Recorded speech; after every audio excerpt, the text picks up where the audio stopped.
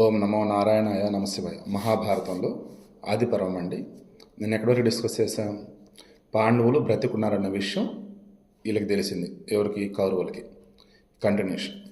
యదువీరులు, పురుష శ్రేష్ఠుడు, ప్రతాపవంతుడైన శిశుపాలుడు ఈ విషయాన్ని గ్రహింపక ముందు పాండవులను చంపాలి. శ్రేష్ఠటువంటి రాజులందరూ దుప్పదనంతో చేరితే వారు జయింపశక్యం కాని వారు అవుతారు. సంశయం లేదు. నరశ్రేష్ఠుడు అంతా కలియక ముందే పాండవులను చంపడానికి ప్రయత్నం చేయాలి. భయంకరమైన కాలసర్ప నుండి బయటపడినట్లు పాండవులు లక్క ఇంటి నుండి బయటపడ్డారు. మళ్ళీ ఇప్పుడు మన నుండి చేజారిపోతే వారి వలన మనకు గొప్ప భయం కలుగుతోంది. వృష్ణి వంశీయులు, చేది వంశీయులు ఇక్కడికి వచ్చి నాగరికులతో కలిస్తే వీరి మధ్య చేరిన మన పరిస్థితి పొట్టేల మధ్య చేరినట్లు అవుతుంది. వరిచేలో మిడతల దండు పడినట్లు బలరాముని సేనలు తమ యోధులతో మనలను చేరుతాయి. అంతలోని ఈ నగరాన్ని ముట్టడించి నాశనం చేయాలి. ఇదే మనకు ముఖ్య కర్తవ్యం. దుర్బుద్ధి అనేటువంటి శకుని మాటలు విని భూరిశ్రవుడు తెలివిగా ఇలా అన్నాడు. సోమదత్తి చెప్పాడు, ఉభయ పక్షాల్లోని సప్త ప్రకృతులను తెలిసి దేశము కాలము తెలుసుకొని 6 రకాల నీతిని శత్రువుపై ప్రయోగించాలి. ఇక్కడ ప్రకృతులు అన్నప్పుడు అంటే 7 ప్రకృతులు. అవేంటి? స్వామి, అమాత్యుడు అంటే మంత్రులు, స్నేహితులు, కోశం, రాష్ట్రం, దుర్గం, సేన. కోశం అంటే కోశాగారం, రాష్ట్రం అంటే తెలిసిందే. ఐ థింక్ దుర్గం అంటే కోట, సేన అంటే వాళ్ళ యొక్క సమూహం అన్నట్టు. ఇంకా షడ్గుణములు అన్నప్పుడు సంధి, విగ్రహం, యానం, ఆసనం, ద్వైదీభావం, సమాశ్రయం. ఇక స్థానం, వృద్ధి, క్షయం, భూమి, మిత్రులు, పరకమం. వీనిపై దృష్టి నుంచి శత్రువు ఆపదలో ఉన్నప్పుడు దాడి చేయాలి. పాండవులు ఇప్పుడు మిత్రకోశాలతో కూడి ఉన్నారు. వారు బలవంతులు, పరాక్రమవంతులు. తమ చేష్టలతో రాజులందరికీ ఇష్టలైనారు. సహజంగా అందమైన అర్జునుడు ఇతరుల నేత్ర హృదయాలను దోచుకున్నాడు. మధురమైన వాకులతో చెవులు కూడా తృప్తినిచ్చాడు. ప్రారంధం చేత మాత్రమే ప్రజలు అర్జునుడిని సేవింపలేదు. అర్జునుడు వారి మనసులకు ఇష్టమైనటువంటి పనులు చేసి వారిని వశపరుచుకున్నాడు. సుందరంగా మాట్లాడే అర్జునుని మాటలు వారి పట్ల ఎన్నడూ అయుక్తంగా ఉండేవి కాదు. ఆసక్తిరహితంగా, అసత్యంగా, అప్రియంగా ఎన్నడూ లేవు. ఇట్లు గుణవంతులైనటువంటి రాజలక్షణాలతో కూడినటువంటి పాండవులను నాశనం చేయగల వారిని నేను ఇంతవరకు చూడలేదు. వారిలో ప్రభుశక్తి విస్తరించి ఉంది. మంత్రశక్తి పుష్కలం, ఉత్సాహశక్తి సదా అధికం. యుధిష్ఠిరుడు సామ, దాన, భేద, దండ ప్రయోగాలలో నిపుణుడు. సమయోచితంగా స్వాభావిక బలాన్ని మిత్రులను ప్రయోగిస్తాడు. రోషాన్ని విడిచి శత్రువుని జయిస్తాడు అని నా నమ్మకం. ధనంతో శత్రువులను, మిత్రులను బలాన్ని కొని తన ఉనికిని దృఢపరిచి శత్రు సంహారం చేయడంలో దిట్ట ధర్మరాజు. ఇంద్రాది దేవతందరూ కలిసిన పాండవులను ఏమీ చేయలేరు. శ్రీకృష్ణ బలరాములిద్దరూ వారి పక్షాన్ని అనుసరిస్తారు అని నేను భావిస్తాను. మీరందరూ నా హితవచనాలను అంగీకరించి ఆమోదిస్తే పాండవులతో సంధి చేసుకుని ఎలా వచ్చామో అలాగే వెనుదిరిగిపోదాం. ఈ శ్రేష్ఠ నగరం గోపురాలతో,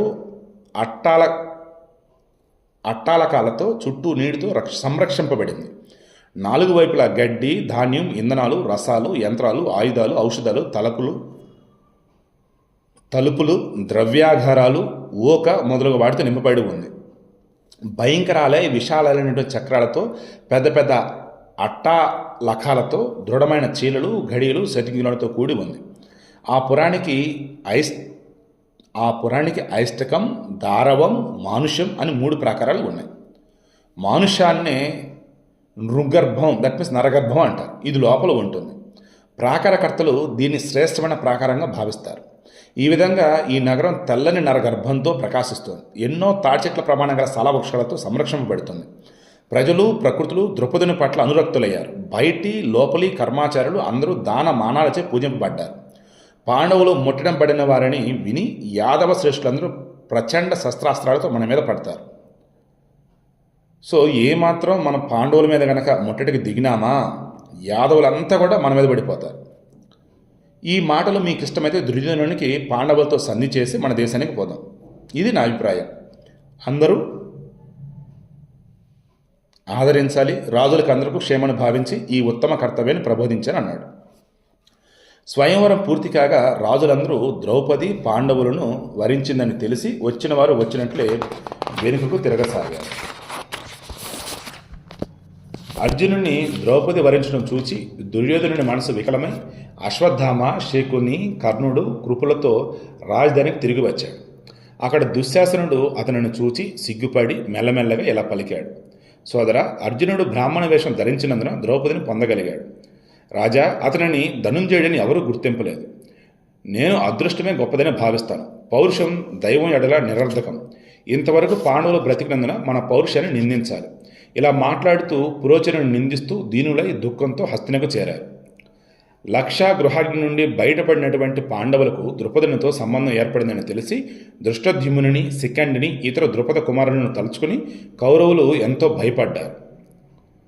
పాండవులు ద్రౌపదిని వివాహమాడారు అని విని సిగ్గుపడుతూ గర్వభంగం పొందినటువంటి ధాతరాష్ట్రులను చూచి, అంటే ధృతరాష్ట్రుని కొడుకులను చూచి ప్రీతితో విదురుడు ధృతరాష్ట్రుని చేరి ఇలా అన్నాడు: మహారాజా, మన భాగ్యవశాన కౌరవ వంశం వృద్ధి పొందుతోంది. ధృతరాష్ట్రుడు విదురుని మాటలు విని ప్రసన్నుడై అదృష్టం, భాగ్యం అన్నాడు. గుడ్డివాడైన ధృతరాష్ట్రుడు అజ్ఞానవశుడై ద్రుపద కన్నిచే తన పుత్రుడు దుర్యోధనుడు వరింపబడినాడు భావించాడు. ఫన్నీ కదా. గుడ్డివాడయ్యాడు. ఏమనుకుంటున్నాడు?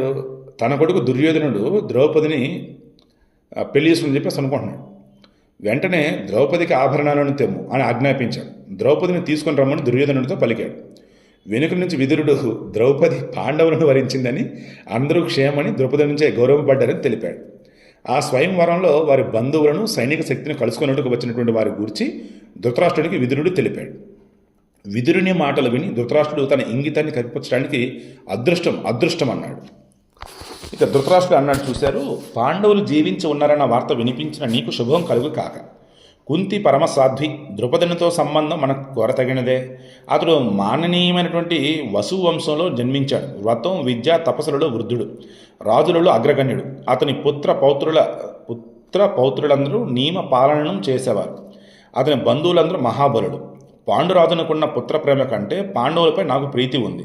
వారి పట్ల నా మనసులోని మొగ్గును పూర్తిగా విదుర, సంపదలను కోల్పోయిన రాజైన, బంధు సహితుడైన ద్రుపదుని మిత్రునిగా పొందితే చక్కగా జీవించగలడు.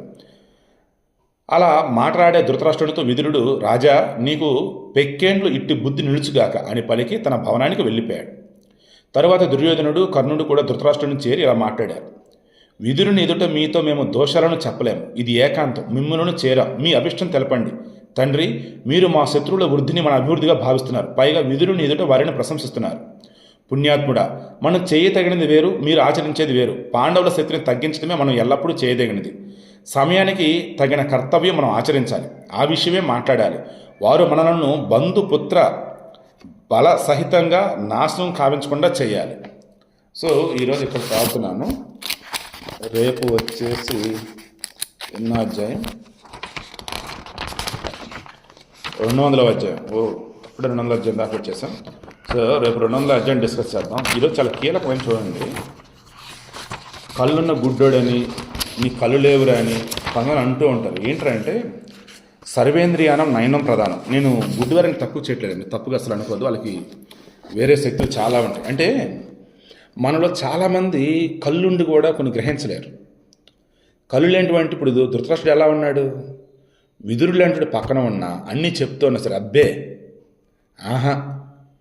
కొంతమంది వాళ్ళ పిల్లల మీద ఉండే ప్రేమతో వాళ్ళు చేసే తప్పులను కూడా, పాపాలను కూడా మంచిగా ఆలోచిస్తూ ఉంటారు.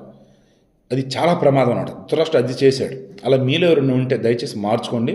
మీ పిల్లల్ని గొప్పగా చూసుకోండి. మీ పిల్లలు తేడాగా ఉంటే వారిని మార్చండి.